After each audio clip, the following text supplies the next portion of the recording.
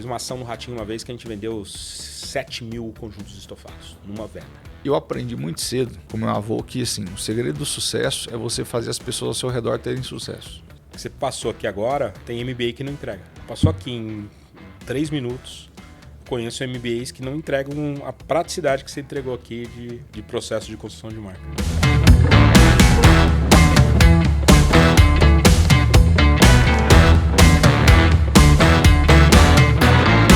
Sejam todos muito bem-vindos a mais um Spacecast, o podcast aqui da Space Edu, e sempre trazendo empreendedores de sucesso, empreendedores que trazem para vocês conceitos, práticas, experiências boas, ruins, porque é isso que traz para a gente a sabedoria no empreendedorismo, é ter percorrido essa jornada. E hoje eu tenho aqui um grande amigo, além de um grande empresário, Alan Barros. Sejam todos muito bem-vindos. Meu amigo, uma honra estar aqui contigo. Tudo sempre. bem?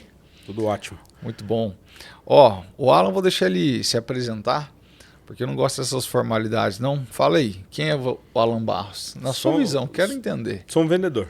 Vendedor, legal. Isso começou Sou um vendedor, com 12 anos eu comecei a limpar piscina, Gilberto. Limpar piscina, com 12 anos. Meu pai sempre trabalhou na construção civil e eu queria ganhar meu dinheiro. Minha família, sou 8 irmãos. Eu sou o 7º, eu sou o mais ferrado. 8 irmãos? Não, somos em 8, eu tenho 7 irmãos e eu sou o 7º, eu não sou o caçula, que tem a prioridade, e tinha 5 mulheres antes de mim. Imagina, não tinha nada. E tinha uma tartaruga e um cachorro em casa que tinha mais prioridade do que eu. Cara, que família que é essa? Então... Que isso aí? E foi muito bom pra mim, porque eu tive que, desde muito pequeno, qualquer coisa que eu queria, eu tinha que conquistar. Eu aprendi a conquistar as coisas desde muito cedo. E pra você conquistar as coisas, tem que ser um vendedor. Então esse é o meu DNA. Com 12 anos você começou? Aí eu percebi que era uma coisa relativamente simples de fazer, né? Colocar o cloro, medir o pH e passar o aspirador. E no bairro que eu morava, as pessoas pagavam, eu lembro até hoje, meio salário mínimo para o cara que limpava a piscina. Eu falei, eu vou fazer esse negócio. E aí eu limpava umas 12. Era o que dava tempo de estudar. Eu jogava vôlei, eu quase fui jogador profissional de vôlei, então eu treinava vôlei, estudava e limpava a piscina bem cedinho e à noite. E eu tinha 12, cheguei a ter 12 piscinas. Imagina, com 12 anos ganhava, se fosse hoje, 6 salários mínimos limpando piscina. Olha só. Foi assim que eu comecei. Que legal. Depois eu fui trabalhar no jornal diário e foi ali que o bichinho da comunicação me picou. Legal. Fui office boy de um jornal. Os maiores comunicadores aí do Brasil, tá por trás aí de grandes empresas. Então, quando a gente fala de publicidade, propaganda, comunicação, não tem como não lembrar dele nessas últimas décadas aí. Ele foi realmente um exponencial nisso. Eu queria que você me contasse um pouco sobre como é que você foi picado pelo mosquitinho da comunicação. Quando que você viu que propaganda era um canal importante? Quando que você viu que comunicação virava o ponteiro das empresas? Perfeito, Gilberto. Eu falo muito uma coisa que é importante para todo empreendedor, né? E, na verdade, para todo profissional que quer crescer na vida, você tem que ser curioso. Então, eu comecei a trabalhar de office boy num jornal diário e eu era office boy. Então, você tinha aquele horário que você trabalhava até o horário dos bancos. Então, até as 4 horas, rodava tudo quanto era banco na cidade, lá na minha cidade de Mogi. E eu queria correr nas filas dos bancos tal para voltar para a redação do jornal. Porque um jornal diário, cara, acontece tudo num ritmo absurdo. As coisas mudam em questão de segundos.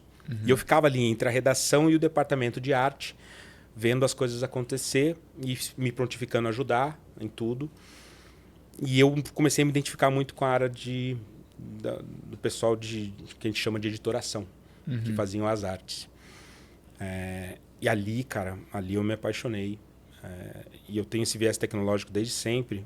Eu peguei exatamente a primeira grande transição da tecnologia, que foi os computadores de editoração eletrônica, os primeiros Macs que faziam isso. Datilografia mesmo você não mexeu, não? Não, eu sei datilografar com todos os dedos, cara. Pode fazer o teste aqui agora. É mesmo? Ninguém sabe. Eu era office boy, cara. Eu tinha que emitir nota fiscal com uma máquina de escrever antiga, cara. Eu datilógrafo com todos os dedos. Você vê a geração de hoje, ninguém faz mais isso, né? Eu faço com todos os dedinhos, bonitinho. Com todos? Até com todos os dedos, todos os dedos. Datilografia profissional. Vocês não sabem digitar desse jeito, não? É. Sabia que minha avó era dona da maior rede de escolas do Centro-Oeste de datilografia? Datilografia. Eu fiz a curso de... Como que chamava o nome? Puta, não vou lembrar o nome. Que depois ela virou uma escola de computação. Ela era escola de datilografia e evoluiu para uma escola de computação lá em Mogi. Eu fiz curso de datilografia.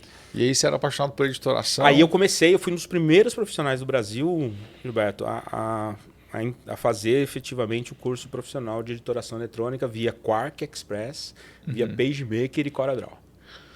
E aí não tinha nem computador no Brasil direito para isso. Nos primeiros Macs que vieram para o Brasil, isso em 92, fui eu e um amigo meu que era... A gente não chamava de sociedade, empreendedorismo, essas coisas, né? Mas a gente se juntou ali, dividimos o custo daquele computador e começamos a prestar serviço de editoração eletrônica para o próprio jornal.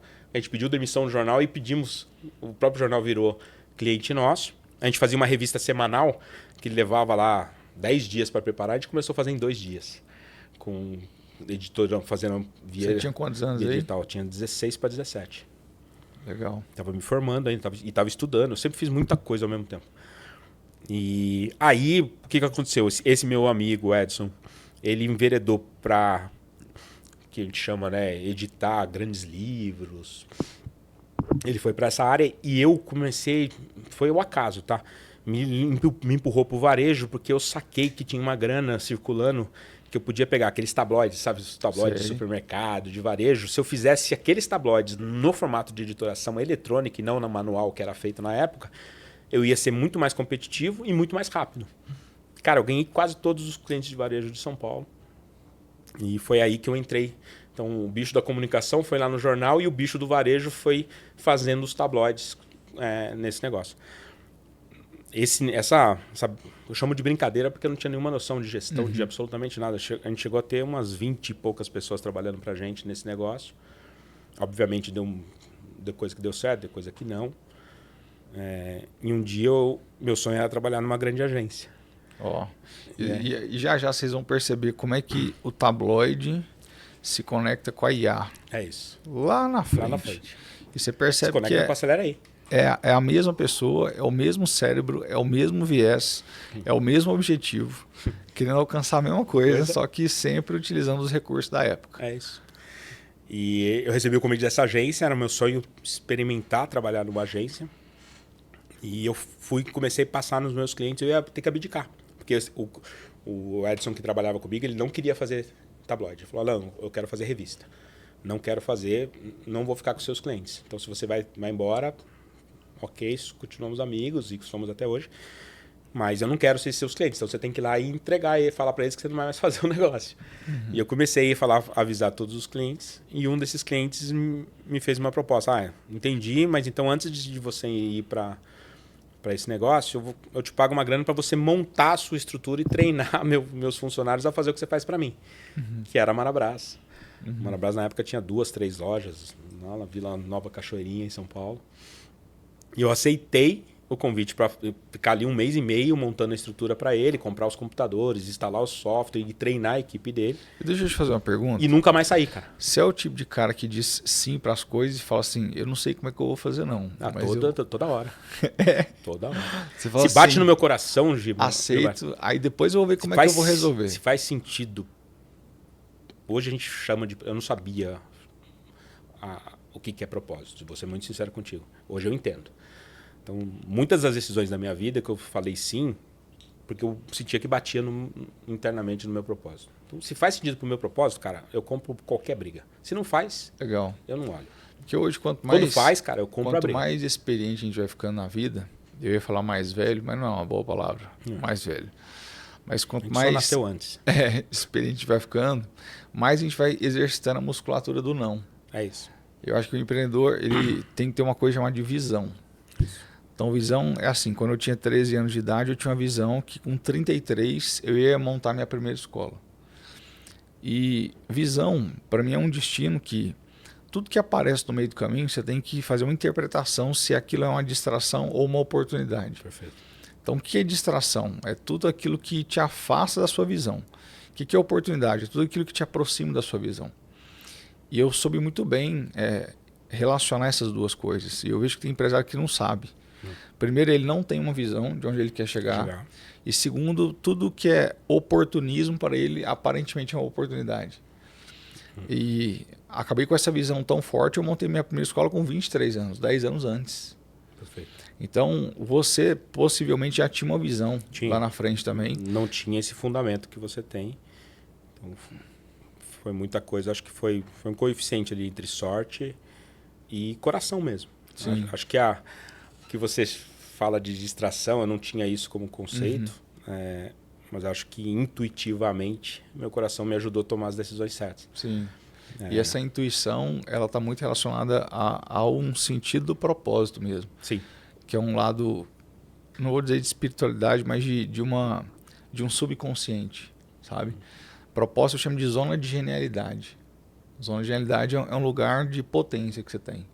Então, quando bate nesse lugar de potência, você fala assim, eu posso. É isso. E quando você fala eu posso, eu me garanto, cara, Nada te segura, é isso aí. E aí você entrou na Marabras, como é que foi? Aí eu entrei lá só para montar essa estrutura, fiquei lá 7 anos. Não fui para agência, nunca trabalhei em agência. Depois eu criei a minha, mas eu nunca tive experiência de trabalhar em agência. Porque eu fiquei lá 7 anos e, cara, de verdade, foi a maior escola que eu tive na vida. Porque eu vivi um dos maiores crescimentos do varejo. E com uma situação que eu falo para todo mundo hoje. É assim, eu criei campanhas lá que fez vender, exemplo, fiz uma ação no Ratinho uma vez que a gente vendeu 7 mil conjuntos estofados numa venda. E normalmente o publicitário vai comemorar essas 7 mil vendas e vai virar as costas e dane-se. Eu fui separar a nota fiscal porque atrasou as entregas. Não tinha como entregar naquela época 7 mil conjuntos estofados, não tinha infraestrutura. Então todo dia à noite eu ia separar nas caixinhas de sapato, que tinha assim, ó, essas notas são da Zona Leste de São Paulo, essas notas são da Zona Sul. Tinha lá 90 caixinhas, separava São Paulo em 90 regiões de entrega. E eu ficava olhando para aquilo e falava, não é possível, eu não posso mais fazer um anúncio. Porque minha cabeça já era vender no próximo anúncio 15 mil. Falei que eu não posso vender 15 mil tendo que vir separar a nota fiscal aqui. E aí não é uma função do publicitário pensar em uma operação logística, mas eu fui um dos primeiros caras que trouxe para o Brasil o sistema de código de barra para ajudar a separar essas notas fiscais com o produto lá endereçado no depósito. E eu incentivei lá na época o dono da Marabras a investir no primeiro servidor logístico do país, por endereçamento, através de código de barra e leitor de QR Code. Isso muito antes das empresas grandes fazerem. Você pensava em cadeia. Cara, eu vou ser muito sincero, Gilberto. Hoje é bonito falar isso, mas não era isso. Eu queria vender, cara. E para vender eu tinha que estruturar. Então, eu tinha a visão do todo. Então, cara, se eu não arrumar a logística, eu não vou conseguir bater recorde de venda mais. Então, eu ia lá, arrumava a logística. Aí depois o gargalo virou o terminal do vendedor, que era um cobalzão lá, antigo pra cacete, que quando eu botava muita gente pra dentro da loja, não vendia. Aí eu fui lá, ajudei a mudar o sistema. E isso que me deu uma visão única do varejo. Nossa. Ó, entendeu? Eu vou fazer umas idas e vindas no tempo com você, até porque vocês estão percebendo que não tem script muito aqui. Nenhum. Não tem roteiro. E eu tô sendo muito genuíno aqui contigo. Tô falando e assim, eu aprendi muito cedo com meu avô que assim, o segredo do sucesso é você fazer as pessoas ao seu redor terem sucesso. Então, qual que é a principal forma de você ganhar dinheiro? É você fazer as pessoas ao seu redor ganharem dinheiro. Perfeito. Acho que quando o empreendedor aprende isso... De forma legítima, né? Que foi o que você fez, possivelmente sem uma estratégia, sem essa conceituação, mas você fala assim, cara, eu precisava fazer o cara vender, bicho. Porque o sucesso do cara era o que garantiu o meu sucesso. Isso. É o que eu fiz nas minhas escolas a vida inteira e faço até hoje com os nossos clientes aqui. Se eu não gero sucesso na ponta, a gente chama esse propósito interno aqui de crescer para crescer. Então eu preciso crescer os meus clientes para a gente crescer enquanto empresa. E você fez isso. Então acho que é um espaço de insight assim, importantíssimo para você que está assistindo esse podcast anotar isso. O segredo de sucesso é fazer as pessoas ao seu redor terem sucesso. Você como empreendedor precisa garantir o resultado do seu cliente para crescer enquanto empresário. Então, retomando esse parênteses aí... Posso fazer um adendo em cima disso que é muito importante? Em uma frase que eu falo internamente para o meu time muito. E isso eu aprendi na prática, Gilberto. E nunca delegar o sucesso para ninguém. Sucesso você não delega. Você vai lá e conquista. Você faz as pessoas do seu entorno crescerem junto contigo, evoluírem junto contigo. Mas as pessoas que eu realmente conheço e tudo que eu fiz na vida que deu certo, eu nunca deleguei o sucesso para ninguém. Legal. E lá na Marabras, quando você entrou no varejo, você tem muitas histórias de varejo para contar. já assisti suas palestras, já palestrou para os nossos alunos aqui. Só fazendo mais uma vez uma volta no tempo e chegando aqui no momento de hoje. Varejo naquela época, tinha margens tão apertadas, era difícil o mercado. Era uma época completamente diferente, era uma época que ainda existia, Gilberto, uma demanda, uma carência do consumidor por uma infinidade de produtos. Legal. Então era um varejo que quanto mais rápido você identificava essa carência e oferecia acessibilidade nessa carência, você crescia. Entendi. Então era essa época. A Casa Bahia cresceu muito numa carência muito clara que era do crédito. Sim. Então ela dava crédito para quem não tinha documento. Sim. Então ela pegou, cresceu muito nisso. A Marabras cresceu na acessibilidade do móvel. Foi a primeira rede de varejo que trouxe móveis de um ticket mais baixo e pensou em escala nesse segmento moveleiro. Então ela cresceu muito e dominou esse segmento. Então, porque existiam grandes lacunas de carência ainda, numa população crescente, numa renda crescente, plano real, que transformou o poder aquisitivo real das pessoas. Então, eu peguei essa primeira época, que foi uma época muito próspera. Né? Uhum. Ao mesmo tempo que as redes antigas que não tiveram leitura disso, elas morreram. Você pega o Marapuã. Quando eu comecei na Marabras, a gente olhava para Marapuã, cara, tinha 1000 lojas. Era grande, era a princesinha do varejo. Eu lembro muito, saiu um exame, a princesinha do varejo, Arapuã. No ano seguinte eles quebraram. Uhum. Porque eles não enxergaram essa transformação do consumidor. Perderam Mesbla, Mapping, Fábrica de Móveis Brasil, Columbus. Eu te falo 100 redes que quebraram nessa transição e 100 redes que cresceram nessa transição. Sim. E eu vivi exatamente esse epicentro. Sim, e fazendo uma comparação aqui, é difícil Itaú virar Nubank, né? Ah, não consegue. É difícil Casas Bahia virar Mercado Livre. Não consegue, cara. Então são DNAs diferentes, né? São DNAs, elas foram criadas com culturas diferentes, formatadas para um negócio diferente. Quanto maior a empresa fica, mais ela tem que entregar um orçamento. E aí quando você fica com o dilema de entregar o orçamento, você não consegue ser muito inovador, cara. O grande tem essa dificuldade. Pode ver que as grandes inovações vêm de empresas pequenas. Eu falei disso ontem, eu fiz um post elogiando a Apple e criticando a Apple. Né? Elogiando o negócio do fone que vai fazer tradução simultânea. E eu fiz um post destruindo ela, fiz um logo da Apple enferrujado. Falei, a Apple está enferrujando, porque faz 18 anos que ela não inova, não faz nada novo. E ela não vai fazer, cara.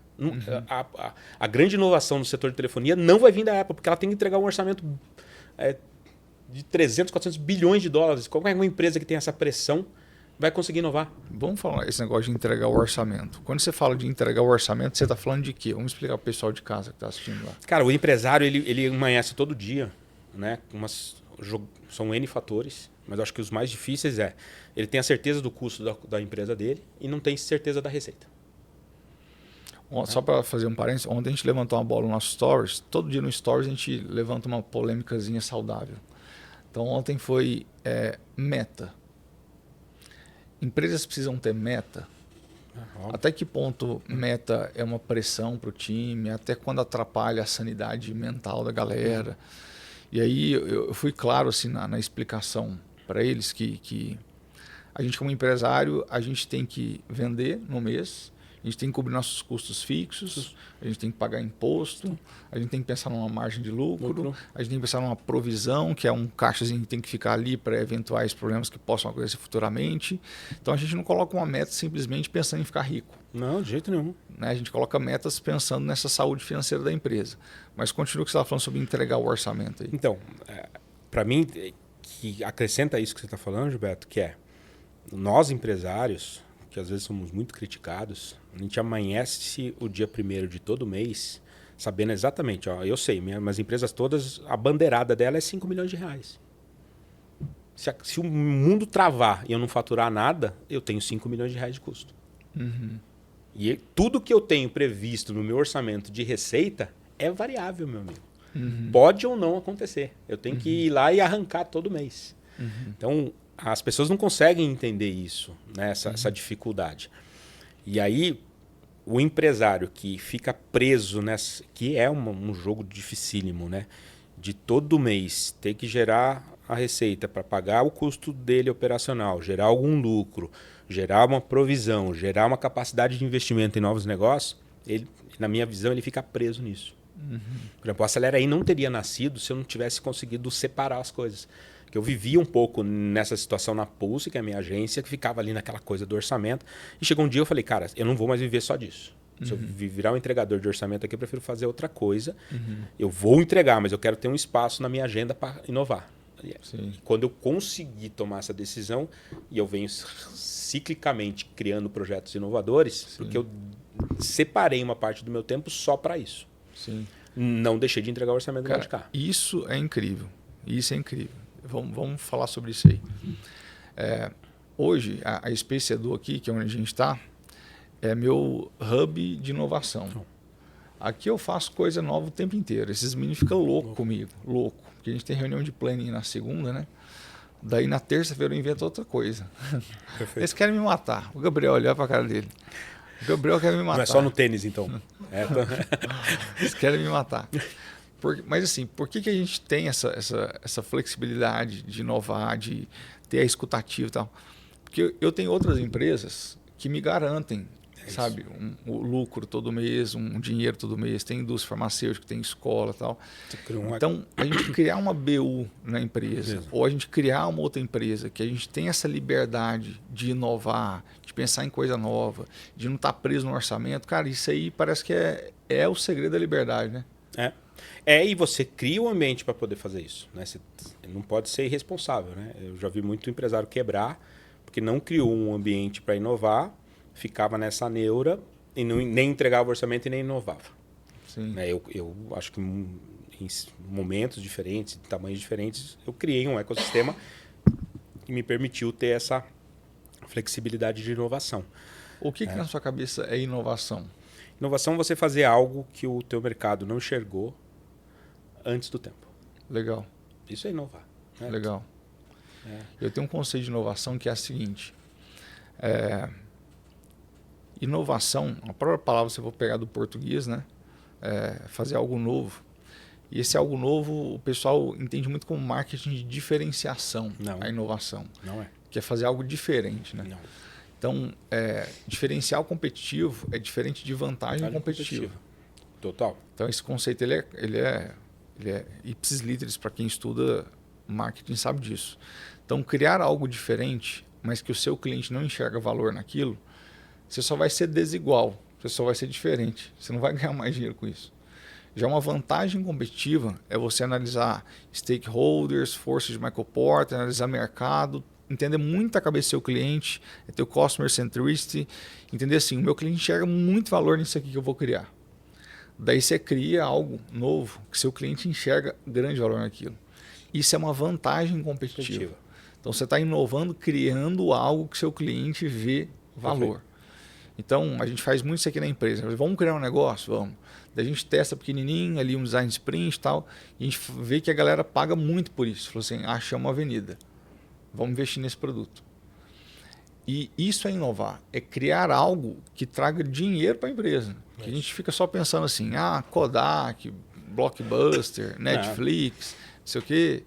Os caras se digitalizaram, inovaram e cresceram. Não é só digitalizar, inovar é mais que isso. Né? O exemplo da crítica que eu fiz da Apple, né? Quando ela fez o primeiro iPhone, ela inovou muito na frente de todos os outros players, tanto que ela virou a referência do mercado nos anos seguintes. E isso, para mim, é inovação genuína. Né? Tem a vantagem competitiva, inovação que gera vantagem competitiva, é muito saudável, mas para um negócio que já existe. Inovação quando você antecipa algo que o consumidor nem sabe que ele vai querer. Essas são as inovações genuínas. O que eu fiz com a Acelera aí, a gente pensou, poxa, muita marca entrante no segmento de performance, de tráfego, nenhuma delas tem condição estruturante de construir marca. Eu vou criar um negócio que vai escalar uma indústria que nunca foi escalada, gerar o que é sucesso para as grandes empresas que têm orçamento para o pequeno e médio negócio. Imaginando que em algum momento a dor dessas empresas que foram criadas somente no tráfego, elas iriam precisar construir marca em algum momento. Legal. Então isso para mim é inovação. Em 2019 era loucura. E todo mundo falava, você é maluco. Então, Mas você é mesmo, você entendeu? sabe, né? Mas, é meio maluquinho mas mesmo. isso é um pouco de inovação, entendeu? Sim. Inovação que eu chamo de genuína. Você está fazendo, tanto que até hoje a gente não tem um concorrente que conseguiu copiar na Sim. íntegra o que a gente está fazendo. Eu que te conheço mais de perto, assim, eu vejo que você é meio maluquinho. Mas são os Legal, né? O entrevistador te chama de maluco e tá tudo certo. São os malucos que mudam o mundo. É isso. Maluco com responsabilidade. Eu já fui chamado de maluco várias Eu vezes. sou várias vezes. Então a gente que é empreendedor, ixi, a gente tá tão acostumado com isso, gente. Você pode chamar a gente de louco, doido, varrido, psicopata, obstinado, não sei o quê. Isso pra gente é rotina. Rotina. A gente se chamar de louco. Rotina. As pessoas não acreditam na gente, as pessoas criticam a gente, as pessoas falam que não vão dar certo. É isso. A gente vive constantemente em solidão. A Muita. gente está numa frequência diferente das pessoas comuns. É solitário. É. É muito solitário. Então, eu falo que você é maluco bem no bom sentido mesmo, sabe? E vou fazer uma timeline muito rápida aqui. Você começou a gerar comunicação para o varejo, começou a investir em propaganda, TV, jornal, e de repente você tinha uma PDV. agência, que é a Pulse, Isso. e de repente a gente migrou ali para o Aceleraí com outro modelo de negócio, dando uma descentralizada no poder de mídia, dando poder às pontas.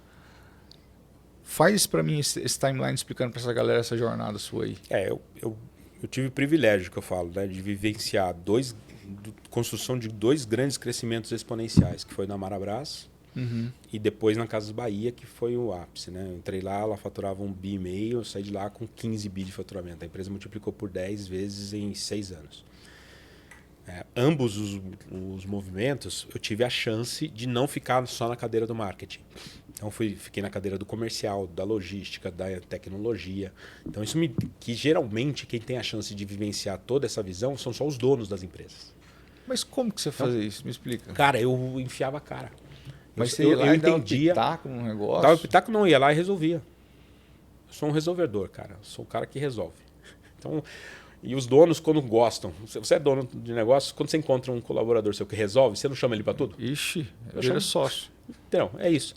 Então eu fui, não é que eu ia lá e exigia, eu fui conquistando um espaço porque o dono olhava para mim, cara, você é o cara que resolve, vem cá, resolve esse negócio, cara. E eu nunca fui daquele profissional que falava assim, não, mas a minha cadeira é de marketing, eu não vou resolver isso. Não daqui, vamos embora. Porque eu era uma esponja, né? Eu assimilava muito. Tanto que chegou uma hora que eu falei, agora, isso foi quando eu entreguei a Super Loja. Eu fiz um evento em São Paulo que entrou para a história, que foi a Super Casas Bahia. Foi a primeira vez que veio um evento da Disney para o Brasil, mais de 100 artistas. Imagina um evento que leva 2 milhões de clientes numa loja física, Gilberto. Uma loucura.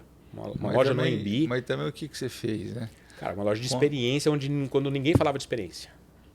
Era a Disney lá dentro, era a arena de vôlei lá dentro, era show da Rádio Bandeirantes lá, que levou todos os artistas sertanejos. Tudo acontecia ao mesmo tempo numa loja só, em São Paulo, no mês de dezembro, que tem 2 salários na rua, e os shopping centers não geravam ainda entretenimento, só queriam vender.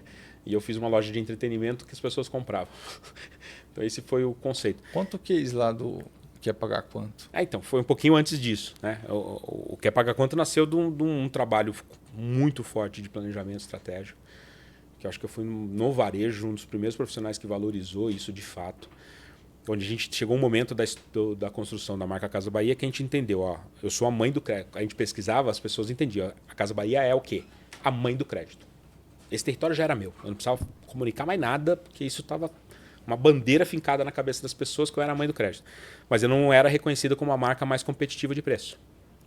Então eu precisava trazer algum gatilho, uma comunicação que não desconstruísse que eu era a mãe do crédito, mas que eu também, vem aqui negociar, porque eu também, meu time sabe negociar. E eu fiquei trabalhando isso, querendo entender, e nessa fase de pesquisa eu ia para as lojas, eu queria entrevistar os melhores e os piores vendedores. E aí eu sempre vem aprendizado do pior vendedor. O pior vendedor, sabe qual é o problema?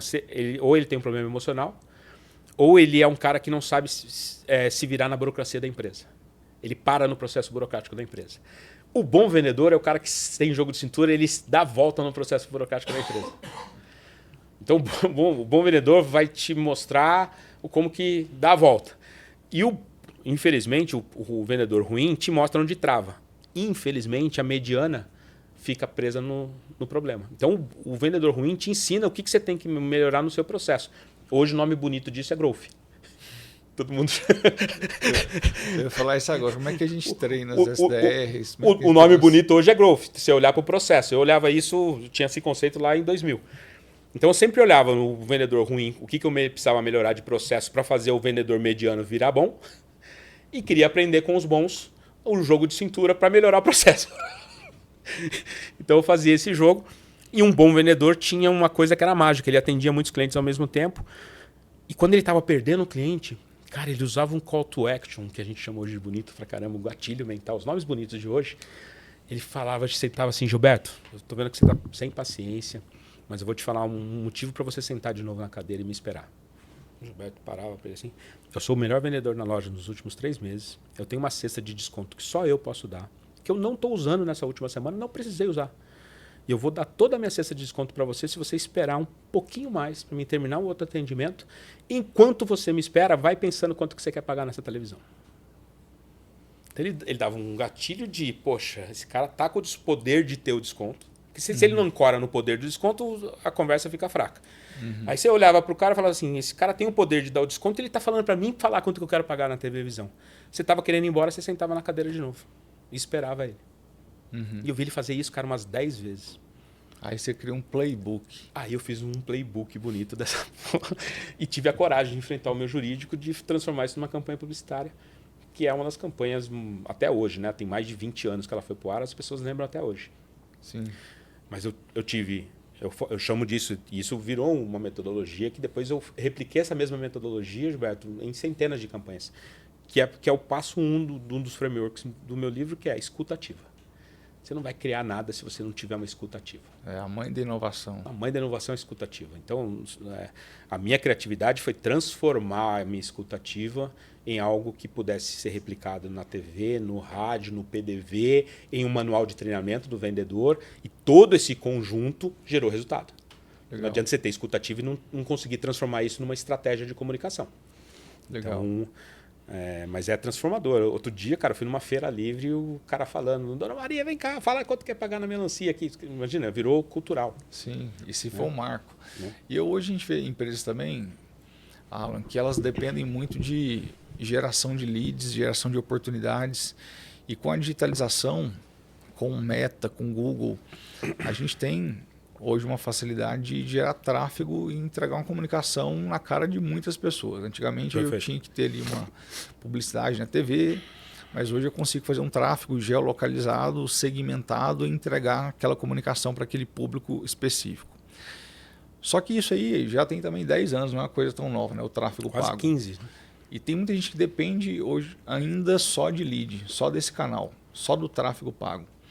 E eu tenho negócios diferentes. Eu tenho um negócio que eu vendo para 6 clientes só, que são distribuidores. Eu tenho uma rede, eu tenho uma indústria que vende para drogarias. Estou em 40 mil drogarias. Só que eu não vendo direto para elas, eu vendo para distribuidores. Então tem 6 clientes, são distribuidores. São 6 distribuidores que eles já têm 60 mil farmácias. E não tem nada a ver com tráfego pago, nada disso. Nada disso. Tem as escolas que eu só passo os primeiros colocados das melhores universidades do Brasil. Aí eu não preciso fazer marketing, que eles descobrem quem passa os primeiros colocados. Você já gerou FOMO lá na origem do negócio. E tem aqui a Space Edu, que a gente tem tickets altos, tem aqui imersões, que a gente gera tráfego pago, também para essas imersões. E aí o custo por lead cada vez mais alto. E aí tem outros canais, por exemplo, palestras que eu dou por aí, que quando eu dou palestra converte muito mais que o tráfego pago. O que você tem para me dizer sobre essas empresas que dependem de tráfego pago ainda, de geração de lead, custo por lead cada vez mais alto, investimentos cada vez maiores, retornos cada vez menores? Qual que é a sua visão sobre isso aí? Se você me permitir, eu vou no fundamento para as pessoas entenderem o que eu vou falar na sequência. Posso? Ixi, eu adoro fundamento. O fundamento é o seguinte, toda grande inovação de comunicação, e a gente está na 4ª era da indústria da comunicação, ela trouxe algumas oportunidades. Então você imagina lá atrás, quando saiu o rádio, que foi o primeiro grande produto que democratizou a comunicação, as primeiras marcas que entraram no rádio surfaram uma onda absurda. Depois veio a televisão, idêntico às primeiras marcas que surfaram a televisão.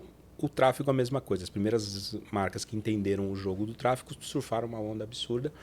E com todos esses veículos veio uma situação que, a partir do momento que democratizou e todas as pessoas tiveram acesso, o que fez muita diferença no marketing foi a sua estratégia criativa. Porque quando não tem muita gente lá dentro, o fato de você estar lá é o diferencial. Com o tráfego não foi diferente, só que é a primeira vez que isso foi feito numa escala absurda.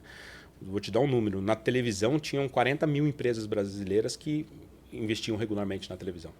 Quando a gente soma hoje Google e Meta, nós estamos falando de 1.700.000 anunciantes. Então, olha a proporção que ganhou isso. E aí vem, eu acho que hoje, a gente vive exatamente essa era da saturação. Quer dizer, então quem usava o tráfego só com uma diferenciação de estar lá, agora não resolve mais. Então, quem não construiu marca, quem não construiu relevância, quem não gerou capacidade de tráfego orgânico, está começando a sofrer e vai piorar muito. Porque... Deixa eu fazer só um parênteses no que você falou. Imagina você que não tem marca. A pessoa não sabe que você existe, não sabe quem você é. Aí você faz um tráfego pago, aí aparece um patrocinado na cara dela, assim. Aí tá lá você falando um monte de coisa, só que ela não sabe quem você é. Tem um negócio chamado de custo por não ser conhecido. É isso aí. E esse custo por não ser conhecido, ele vai aumentar muito o seu custo por lead, vai aumentar muito o seu CAC, vai aumentar muito o seu ciclo de vendas e vai reduzir suas vendas. Então, a construção de marca, ela é extremamente importante na hora de fazer o tráfego também. Mas total. E não vai conseguir, as pessoas acham que eu falo isso de uma forma agressiva demais, não vai sobreviver a marca 100% nativa do tráfego. Uhum. Ela não vai ser viável economicamente ela sobreviver. Eu falo porque a gente tem que entender também o lado dos players, né? Então, de novo, se repete desde o jornal, do rádio, da TV e agora com só que as grandes plataformas digitais, elas criaram um método, e eu brinco com isso, mas é sério, tem uma semântica, você sabe, você me ensinou isso, né? A palavra tem um poder absurdo. Né? As big techs não chamam a gente de clientes. Elas não nos tratam como clientes, elas tratam a gente como usuário. Por quê? Qual é a função quando você classifica o cara como cliente ou como usuário? O usuário, eu quero viciar ele em algo, né? Não como cliente. Sim. O usuário, o meu processo de venda, o meu processo de produto, ele é feito para viciar. Foi o que as big techs fizeram. Né? E hoje eu considero que tem aí mais de 1 milhão de empresas brasileiras viciadas única e exclusivamente no tráfego e que vão ter um problema crônico daqui para frente. Porque a inflação desse custo vai subir exponencialmente, o custo de não ser conhecido não vai mais equilibrar a conta e eu já sei de empresas que estão gastando mais em tráfego do que estão vendendo. Sim. E eu vou falar um detalhe sobre isso. Ó. E aí vai vir, desculpa, só para finalizar, essa grande necessidade de construção de marca. Que o gap aqui no nosso país ele é gigantesco. E vamos falar sobre como fazer isso aí para eles. Eu acho que é legal a gente fazer essa explanação. E antes disso, só mostrar assim, alguns erros clássicos do empresário. Número 1, depender o negócio dele de um único produto. Número 2, depender o negócio dele de um único fornecedor. Número 3, depender o negócio dele de um único cliente. E número 4, depender o negócio dele de um único canal de aquisição. Perfeito. Então, eu conheço hoje empresas que vendem... Nossa, eles enchem a boca e falam assim, 95% dos meus clientes vêm do Instagram. Eu falo, isso é bom ou ruim? Eu falei, isso é ótimo, porque eu invisto cada vez mais no Instagram. Eu falei, e o Orkut? Cadê? O Orkut não existe mais. Não existe mais. Então, se o Instagram, por algum motivo, o Elon Musk resolver comprar ele só para fechar ele, ou algo do gênero... Não, eles mudam o algoritmo porque é mais interessante para eles viciarem o cliente deles. Olha a loucura, eles não estão preocupados com a gente. Eles querem manter a audiência deles viciada. Sim. A gente que está lá há muito tempo, a gente sabe, né? O custo vai ficando cada vez mais alto e tal. Mas mesmo pensando em um único canal, isso é um erro brutal. Brutal. Então, você tem que diversificar canais, isso é importantíssimo. Só que mais importante que também diversificar canal é concomitantemente, eu sei que vender, é porque assim, Alan, para os empresários, gerar caixa é sobrevivência. Eles têm que gerar caixa. E eles não sabem muito bem o que é branding, né? Então a gente explica lá o que é marca, memória, atenção, repetição, coração, alcance, tudo. Eles não sabem muito bem, mas eles sabem que eles precisam pagar folha. É isso. Muitas vezes eles negligenciam impostos, vão empurrando para lá, fazem uma renegociação, eles têm que pagar folha. Então é caixa, é venda, venda. Então deixa eu pensar em canais. Mas em marca, como que constrói marca? Esse assunto é muito complexo, né? E é difícil simplificar. É um dos assuntos mais difíceis de você simplificar. Outro dia um amigo meu me falou, não, mas me explica de uma forma simples essa história. E eu achei um paralelo que eu vou dividir aqui contigo. E correndo o risco aqui de tomar uma dura do professor aqui, mas eu acho que é legal, né? E eu falei para ele é o seguinte, cara, as pessoas confundem marca com o que você faz, com o produto que você entrega, com o serviço que você presta. Não tem nada a ver sobre isso. Né? E a gente tem essa necessidade real do curto prazo, de entregar, de fazer. Marca é o que as pessoas falam de você a hora que você não está presente. Então esse é o número 1. E como que você faz isso? É quando você começa a cuidar do que você é.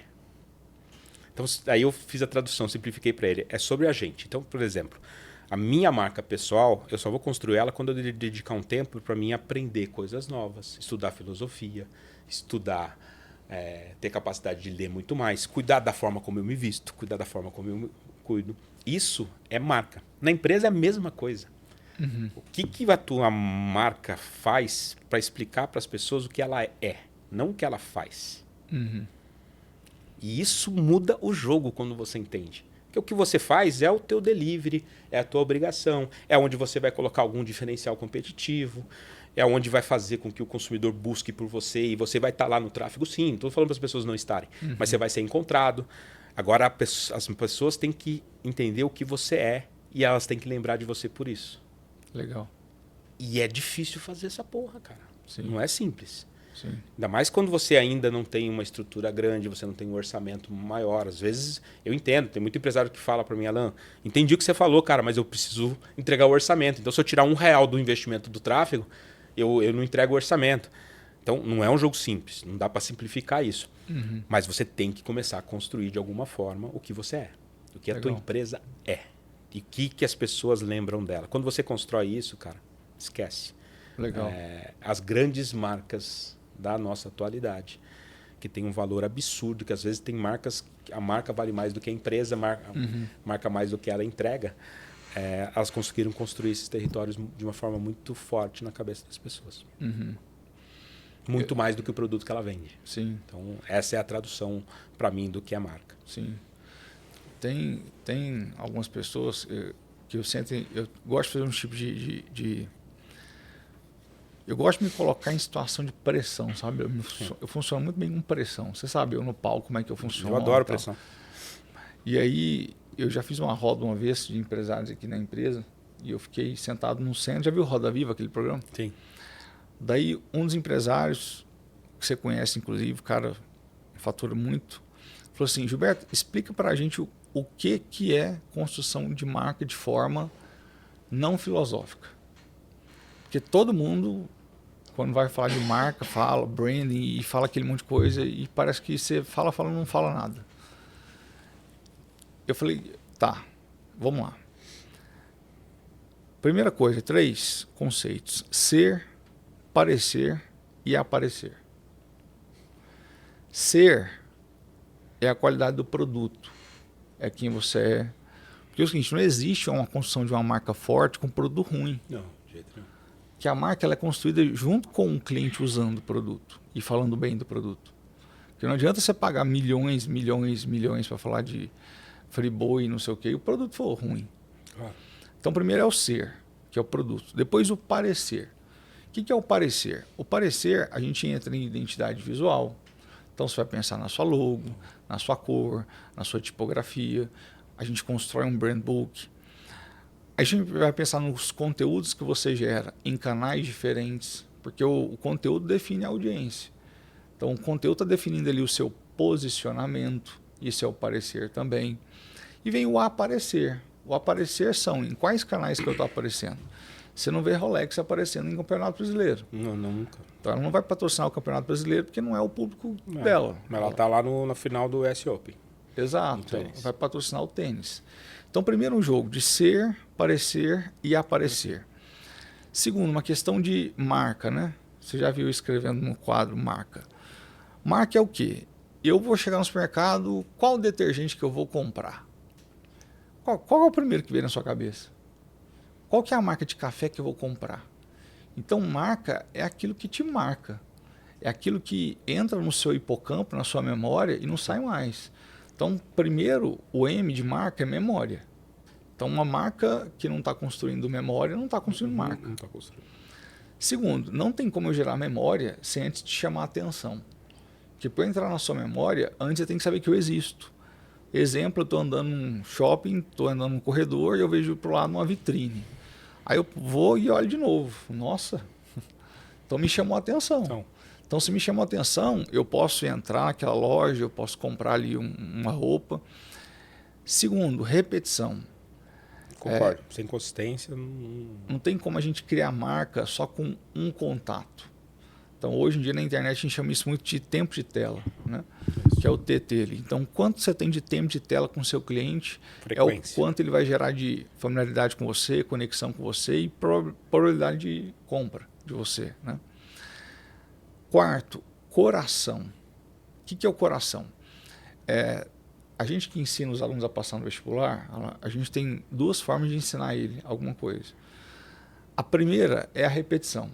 Então vamos, repete-me, que é marca, memória, atenção, repetição, coração e alcance. Outra coisa é eu entrar no sistema límbico dele, que é falar com o coração dele. E a gente fala com o coração, mas o sistema límbico está aqui na cabeça, né? Mas falar com o coração é falar com a emoção. Exatamente. Aí vem o storytelling, que é Paint, né? O decoreba. Paint, personagem, enredo, narrador, tempo e espaço. Então, como que eu construo uma narrativa para minha marca? Aí a gente entra no âmbito de propósito da marca. Então, você pega a reserva lá, 1P igual a 5P. A cada uma peça de roupa que você compra na reserva, a gente doa 5 pratos de comida para crianças com fome. Então, quando você entra numa loja dessa e vê uma campanha como aquela, você fala, eu não estou só comprando roupa aqui. Claro. Estou ajudando a cuidar de uma causa maior que é a fome no Brasil. Então, isso é um storytelling, né? Junto com o story doing. Porque só o storytelling ele tem uma força. Exemplo de storytelling é Marvel, Avengers, aquilo é um storytelling. Agora o cristianismo é um storytelling junto com o story doing.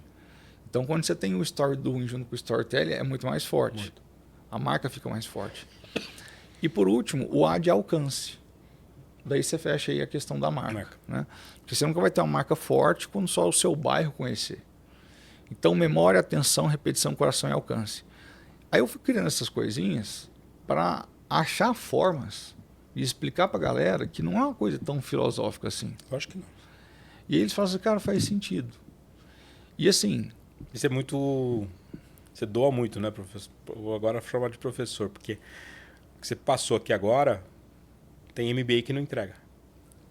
Você passou aqui em 3 minutos, conheço MBAs que não entregam a praticidade que você entregou aqui de processo de construção de marca. Sim. Então, isso E a gente tem que ser didático, né? É isso. Com os nossos clientes. A gente tem que explicar para eles de uma forma que eles entendam. E é claro que tem muito mais coisa envolvida. Desculpa aí, pessoal do branding aí, tem muito mais coisa envolvida, mas para sintetizar para eles.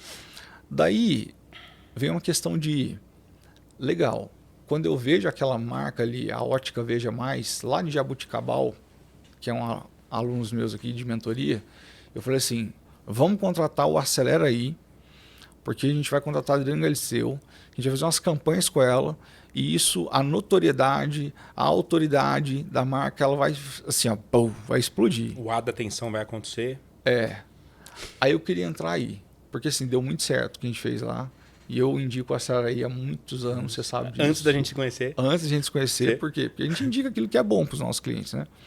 Mas qual foi o conceito por trás da construção da Acelera aí? Qual que era o objetivo dele e como isso tem se cumprido para os empresários? Você pegou no ponto principal, Gilberto. Que eu queria fazer algo que ajudasse esse pequeno empresário a começar a entender a importância de construção de marca. Que é muito, como você, com uma generosidade absurda que entregou aqui em 2 minutos o processo disso, que às vezes não, vai levar muitos anos para isso solidificar, você não faz da noite para o dia. Mas eu aprendi, eu tive a chance na minha carreira e por isso do nome Acelera aí, Quando você usa uma super celebridade para contar o storytelling, tudo ancorado no que você acabou de ensinar, do teu negócio, o nível de atenção que essa celebridade bem escolhida, e eu tenho essa curadoria, todas as celebridades da Acelera.ai emprestam autoridade e reputação para a marca. Então, quando você soma essa equação, autoridade e reputação com atenção para um negócio que na região dele ainda nem poderia ter aquele nome, né? E a nossa metodologia de precificação permite que empresas que nunca sonhariam ter um super artista falando dela possam a ter, essa conjuntura começa a acelerar a construção da marca dos meus clientes.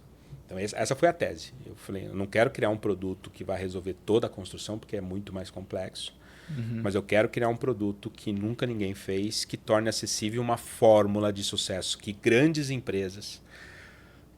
E eu metrifiquei isso quando a gente lançou. Só 3% das empresas brasileiras tinham budget, orçamento para contratar as estrelas do Acelera.ai. E para elas também virou um negócio, porque eu falava para elas, hoje você só consegue entregar o teu valor para 3% das empresas brasileiras. Eu estou criando uma plataforma aqui que eu vou permitir que esse teu valor vai ser entregue a um universo muito maior, 60%, 70% das empresas. Então essa foi minha tese, essa é a origem. Eu tenho como projeto de futuro do Acelera.ai entregar outros atributos da construção de marca. Frequência, por exemplo, é o próximo produto que eu vou lançar. Sim. Que é dar o mesmo acesso que eu dou de negociação de mídia para os meus grandes clientes, eu quero democratizar esse acesso e tornar o orçamento de marketing mais factível. É o próximo passo do Acelera.ai. Então eu vou cumprir o teu framework aí do marca com o tempo. Hoje eu entrego muito bem o atenção e essa questão da memória através da reputação e da autoridade que eu empresto através do artista. No neuromarketing, a gente explica isso aí através da lei da associação. É isso. Então, quando você pega ali uma Giovanna Antonelli, um Cauã Raymond, um Rodrigo Faro, que eles já têm uma marca construída e você associa isso à sua marca, então acaba que você tem um endosso, né? Você transfere essa autoridade. Você faz uma linha reta. Pum. Exatamente. Você faz uma linha reta, que é o caminho mais rápido. Rápido de... Né? Perfeito, perfeito. Isso é bom em geometria também. E daí eu construo rapidamente, eu ajudo a construir essa marca, mas explica um pouco mais sobre o modelo de negócio Acelera.ai, porque talvez tem gente que não conhece. Tá? Como que hoje eu consigo contratar o Cauã Raymond? Eu tenho que pagar ali 2 milhões, 3 milhões? A nossa tese foi, desde o início, democratizar o acesso. Então, o que era democratizar o acesso nesse universo? O Cauã, hoje, para fazer uma campanha de 3 meses no Brasil, menos de 2 milhões de reais, você não consegue conversar, você não toma um café com o empresário dele. Normal que seja assim mesmo. O cara, hoje, acho que é um dos poucos atores que tem contrato fixo com a Rede Globo, pelo que ele entrega, pelo profissionalismo dele. Você até estava falando mais cedo, o tanto que eu pareço com ele, né? Na academia lá, de manhãzinha. Aquele whey que você toma é muito igual dele. Sacaneando. E aí, o que foi a nossa tese, né?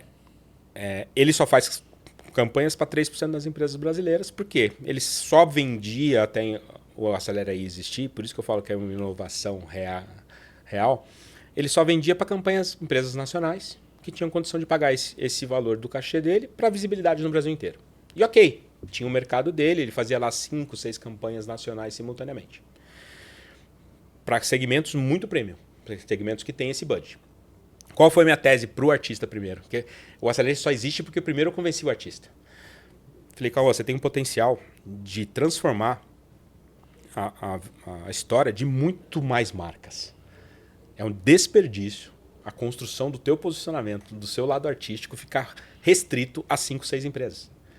Ela falou, não, entendo isso, mas não tenho agenda, eu não tenho horário de gravação. Eu falei, calma. Primeiro eu quero te convencer o seguinte. Então, você tem potencial de transformar a história de muito mais marcas. E eu tenho a tese do seguinte. Eu vou fazer uma super biblioteca de campanha contigo. Vou transformar teu direito de imagem, que é muito precioso, num token. Para mim, vender ele fragmentado pelo Brasil inteiro para pequenos e médios negócios que nunca chegariam até você, mas quando eu vendo todos os segmentos ao mesmo tempo, é como se eu vendesse uma campanha nacional sua. Eu não estou diminuindo o quanto você vale, eu só estou fragmentando o quanto que você vale. e tornando acessível o quê? E eu não vendo isso para esse grupo de 3%. Essas 3% das empresas que têm um orçamento grande não podem comprar o Acelera Aí. Ele é feito para quem não pode comprar você hoje. O artista na hora fala, Alan, legal, mas eu não tenho agenda. Se você vender 100 campanhas minhas no Acelera Aí, eu não posso gravar 100 campanhas para você no mês. Falei, não, aí que está o mágico. Essa foi a primeira objeção dele. Foi, a grande. Depois que eu convenço ele que é um negócio legal, era isso. Aí eu resolvo a primeira objeção, que foi, eu vou te botar num dia no estúdio e vou fazer 8 mil conteúdos. Essa é a minha fórmula da Coca-Cola. Quem pede para me explicar isso tem que assinar o cheque lá, tem que ser meu sócio. E aí eu consigo, gravo esses 8 mil conteúdos na diária. Aí vem a segunda objeção. Entendi, legal, não sei como que você faz, mas gostei. Mas e eu vou expor a minha imagem, que é o meu ativo, com uma marca que eu não conheço?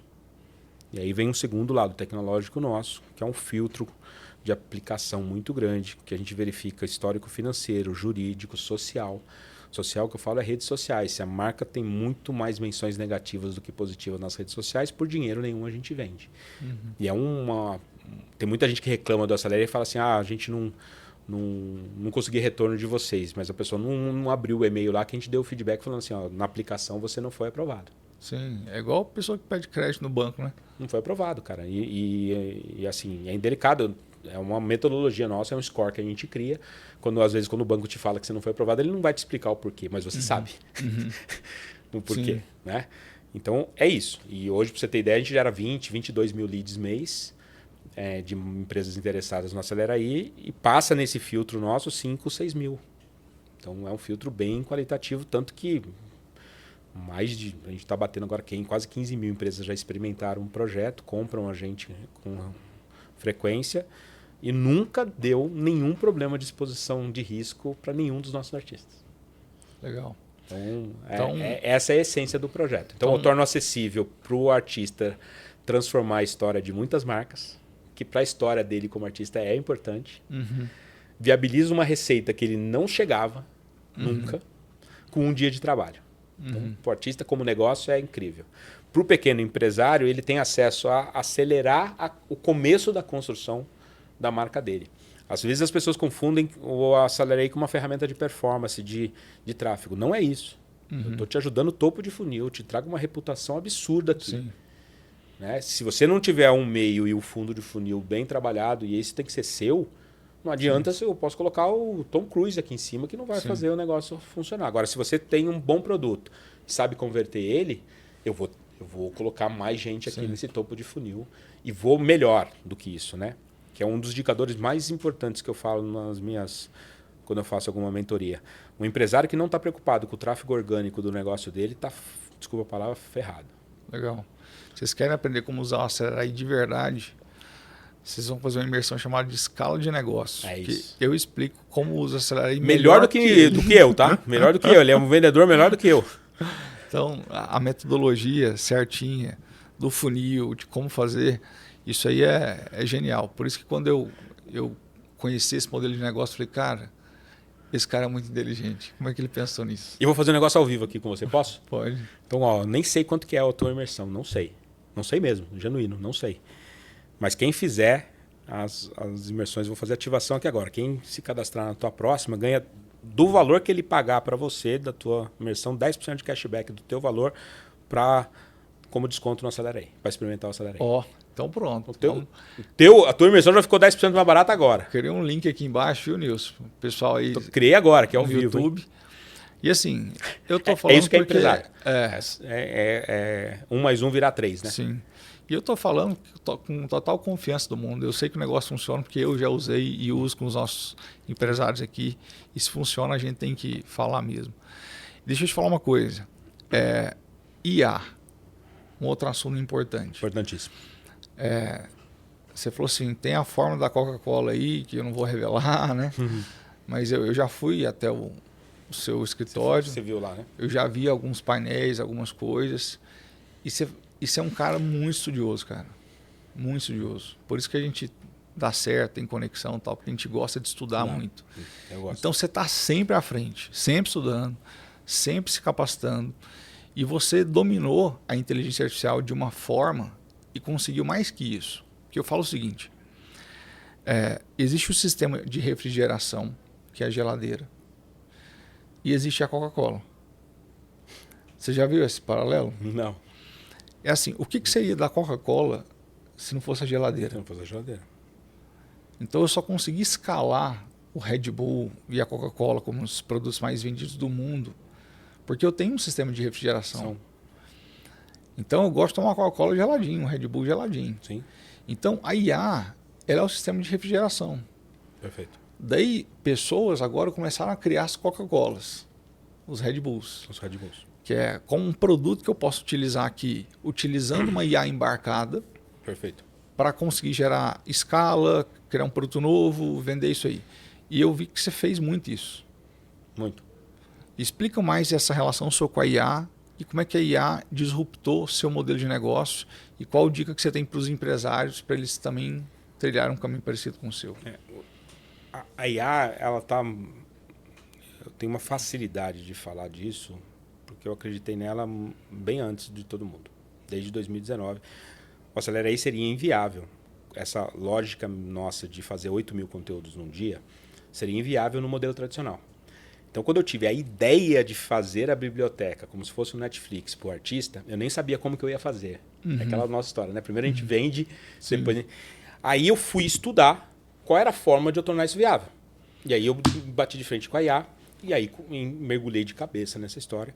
E eu entendi que, na verdade, é bem o que você está falando, né? Ela é um dos fatores estruturantes da nossa geração, que ela encurta o caminho, ela é mais rápida e ela é mais viável economicamente em tudo. Então, no passado, se eu fosse querer criar um modelo do Acelera.ai 6 anos antes, seria inviável financeiramente, tecnologicamente, eu realizar a ideia do Acelera.ai. Ele não seria possível, né? E eu vejo essa grande oportunidade do empresário repensar o que ele faz, e isso é cultural, é difícil demais, através dessa... É até difícil dar o nome, né? Eu chamo de estrutural. É tecnologia estrutural acessível que existe hoje. Então, eu brinco, eu provoco, às vezes, outros empresários falando, gente, quem vai liderar o mundo daqui a 10 anos está sendo criado hoje, cara. A mesma revolução que a internet que a gente conheceu, que é a internet 2.0, lá em 95, 96, que surgiu a Apple, na escala que surgiu a Amazon, as grandes empresas que lideram o mundo atual, que elas entenderam a internet, o refrigerador da época lá atrás, está acontecendo hoje. As empresas que já estão operando, que não tiverem essa capacidade de se reinventar com a IA, vão ficar para trás, e quem está sendo criado hoje com a IA vai crescer muito e vai liderar o mercado. Eu vejo isso, cara, no meu escritório. Eu tenho a Pulse, que é uma agência tradicional, que opera então, 3.000 metros lá de escritório, 1.500 metros é a Pulse e 1.500 é a Acelera.ai. O ritmo é completamente diferente. Porque aqui é uma empresa AI first, ela nasceu baseada em IA, tudo que ela faz tem outra mentalidade, outro processo, outra dinâmica, outra rapidez. E hoje eu estou emprestando um pouco disso aqui para cá, cara, mas é muito difícil. E olha que eu mesmo dono aqui, eu estou dando o mesmo input para cá, tá fazendo a Pulse ser uma das agências que mais cresce no Brasil atualmente, mas não é natural essa estrutura aqui pensar do jeito que o Acelera.ai pensa, que ela nasceu desse jeito. Eu falo para os empresários que a IA é uma revolução primeiro de RH. É uma revolução primeiro de pessoas. E é uma dificuldade, né, você mudar culturalmente o vício das pessoas. Agora, quem está conseguindo entender isso, está conseguindo surfar. Empresas crescendo com uma velocidade absurda. E as pessoas estão errando. Acho que eu posso dar uma dica grande, eu falo bastante disso no meu livro, que a IA não vai acontecer como toda revolução tecnológica, né?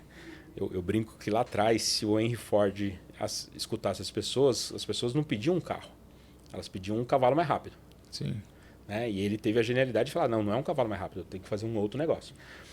Mas existe uma resistência cultural.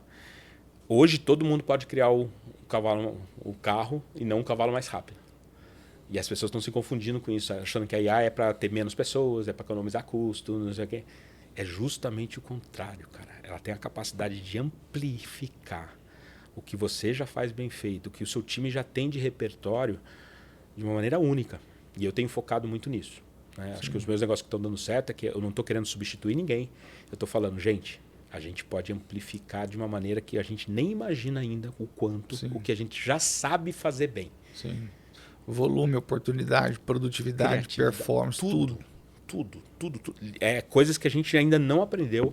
Eu me surpreendo literalmente, Gilberto, todos os dias com a capacidade que a IA tem de ampliar o nosso horizonte. Eu falo que eu enxergo 1 quilômetro a mais todos os dias. Sim. Quando você consegue enxergar longe, não tem limite para inovação, não tem limite para tudo. E por falar nisso, deixa eu pegar aqui um livro aqui. Você é culpado dele. Ó, turma, tem esse livro aqui, ó. Criatividade Exponencial. Esse aqui, conta um pouco da história desse livro aí. Vamos, antes de contar, você me permite dar um exemplo do que a gente falou agora da IA? Sim. Eu tive com você aqui nessa sala, falando da ideia do livro. O livro estava pronto, já estava na minha cabeça, já estava todo ele pronto. Você, com muita generosidade, que é uma característica sua, você me indicou um super amigo, dono de uma das maiores editoras do país. Ele me atendeu no minuto seguinte que eu falei que estava ligando para ele por você. Ele me atendeu super bem, mas ele tem um processo de uma empresa que está muito bem estabelecida, é líder de mercado, que o feedback que ele me deu, Alan, precisa de 1 ano para lançar o teu livro. A burocracia ali... Não é, mas é o modelo. Ele é líder de mercado. Por que ele vai mudar o modelo da empresa dele, que é líder, por causa do Alan e por causa do livro dele? Uhum. Então, eu sempre me coloco na cadeira do outro lado. E aí eu pensei, cara, eu posso ficar nesse modelo ou posso trazer para a minha mentalidade de AI First. Cara, eu já sou dono de uma revista, né, da Esquire, uma revista focada no público AAA, masculino. Falei, já sou dono de uma editora, eu não sei fazer livro, mas eu tenho a mentalidade de experimentar, fazer diferente. Do dia que eu sentei na cadeira contigo até esse livro chegar nas livrarias foram 60 dias. Porque eu fiz o livro 100% baseado nessa nova visão de como disruptar o que um segmento inteiro faz através da IA. Sim. Então seria impossível. E aí quando você pega aqui, tem coisas... A qualidade da editoração, a qualidade dos coisas. O livro é 100% colorido. Sim. O papel é de uma gramatura mais qualificada. A capa é de uma gramatura mais qualificada e eu custo 30% menos do que um livro tradicional. Eu dou mais margem para a livraria e eu, como autor, ganho 25% mais do que se eu tivesse feito numa editora tradicional. Então, por que eu estou dando esse exemplo? Né? E não quero ser dono de editora. Vou fazer já tem 5 empresários que eu estou disponibilizando esse meu know-how para o empresário estar com o livro dele na ponta. Sim. E por que eu incentivei ele? Mas é o exemplo prático de quanto a IA vai transformar, tá? Estou falando isso por isso. Para reforçar, porque eu sempre falo que eu vou mudar o Brasil através da educação. O pessoal não acredita. Perfeito. Todo mundo que eu toco, gente, vira educador de alguma forma. Então, o livro é coisa de educador, não tem jeito. Não, eu arrumei muito ele baseado nas suas dicas. Então, aí me conta o seguinte. Esse livro aqui para mim foi uma revolução. Revolução porque ele não é um livro pétreo, estático, né? Não. Ele é um livro que ele é dinâmico, ele está em movimento. Explica o que tem dentro desse livro, o que a pessoa... Esse livro ele é muito simples, mas é a equação dele que mudou a história, ele é baseado nos meus frameworks, que eu sempre usei em mais de 1000 campanhas de varejo que eu já fiz. Então, ele tem lá 10 frameworks que eu de fato venho usando há 30 anos na minha carreira. Ponto. Uhum. Para executar esses frameworks, tinha que ter uma agência inteira nas costas. Uhum. Então, ele não era viável, por isso que ele ficou preso na minha cabeça há 5 anos. Uhum. Com a revolução tecnológica da IA, eu passei a perceber o seguinte: pequenos ajustes que eu fizesse nesses frameworks e ajudar como educador, que foi o grande gap, que eu mudei o livro quando você me deu essa dica. Você tem que ajudar a educar, que foi o que eu fiz. Peguei os frameworks, fui olhar as principais ferramentas de IA, como que qualquer pessoa consegue aplicar os frameworks que eu uso através do celular com uma IA. Só que aí eu tive o trabalho de indicar a ferramenta, sugerir os primeiros prompts para as pessoas usarem. Porra, legal. Aí veio a dor. Falei, cara, eu vou fazer um livro que vai ficar datado, porque a velocidade da IA está mudando muito rápido. Uhum. Aí veio a loucura de eu fazer um livro que se atualiza praticamente todos os dias, onde eu tenho hoje um funcionário meu, que é um engenheiro de prompt, especialista nisso, que ele atualiza os prompts, atualiza as ferramentas mais atuais para praticar no framework. O framework é a metodologia, que é o que você me ensinou. Sim. Isso não vai mudar. Mas como aplicar a metodologia, todo dia muda. Sim. E todo dia eu atualizo. Então Sim. eu falo que é um livro que atualiza todos os dias. Sim. E, cara, eu tô recebendo cada feedback, Gilberto.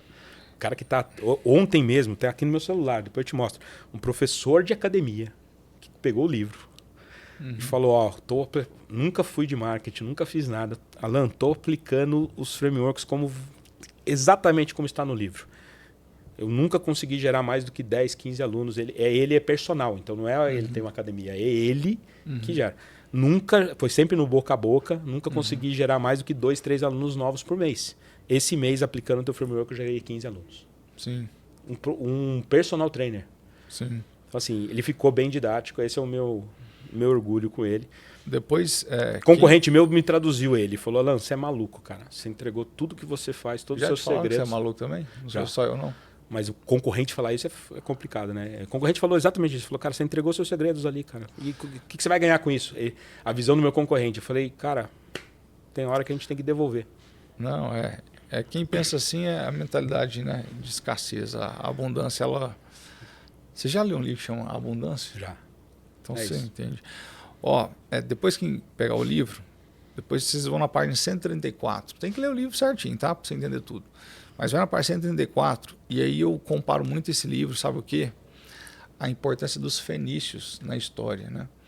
Os fenícios, eles criaram a linguagem escrita. Então, quando eu vi o livro, folhei ele todo e falei, cara, esse cara está ensinando uma nova forma de linguagem. Ele está ensinando as pessoas a conversarem com a IA. Então, isso é uma revolução, a mesma revolução que os fenícios criaram lá atrás. Que honra escutar isso. Entendeu? Por isso que eu achei tão disruptivo. Aquela noite a gente nem dormiu direito, né? Que eu fiquei com esse livro aí. Eu não gosto de livro, né? Nem um pouco. Olha aí como é que é. Então... Que honra escutar, meu amigo. Compra esse livro, tá, gente? Vou deixar um link aqui também na descrição. Criatividade Exponencial. Esse aqui eu acho que é só o começo de muita coisa educacional que você e suas empresas vão criar. A gente já está conversando sobre outras coisas aí também. Sim. E estou muito feliz de te ter aqui, tá? Não. E queria deixar um recado final para o pessoal aí, para eles se inspirarem na nossa jornada, não no nosso palco. Exatamente. Eu acho que olhar hoje para você e ver onde você está, Grupo Dreamers, e Pulse, Acelera aí, não sei o que, Casas Bahia, pô, legal. Mas o que você tem para passar ali olhando para aquela câmera de inspiração para o empresário, para ele falar assim, cara, dá para chegar lá? Primeiro fator, né, eu falei no comecinho, curiosidade sempre. Né, não tem como nesse mundo atual nosso, se você não for curioso, a curiosidade é mágica, ela vai te instigar a conhecer mais, a estudar mais, a questionar mais, a ver o teu concorrente de uma maneira colaborativa. Né? Eu adoro olhar meus concorrentes, então, mas o gatilho para tudo isso é ser curioso. Número 2, não tenha medo do novo, mas você não pode ter compromisso com o erro. Acho que um dos maiores erros que eu vejo outros empresários é ficar apaixonado. Toda vez que ele tenta fazer algo novo, ele fica primeiro apaixonado pela própria ideia e ele não consegue largá-la rápido. Né? É muito legal vir aqui contar a história do Acelera aí, mas eu fiz muita coisa que deu errado. Muita. Mas eu aprendi com o tempo a não me apaixonar pela ideia.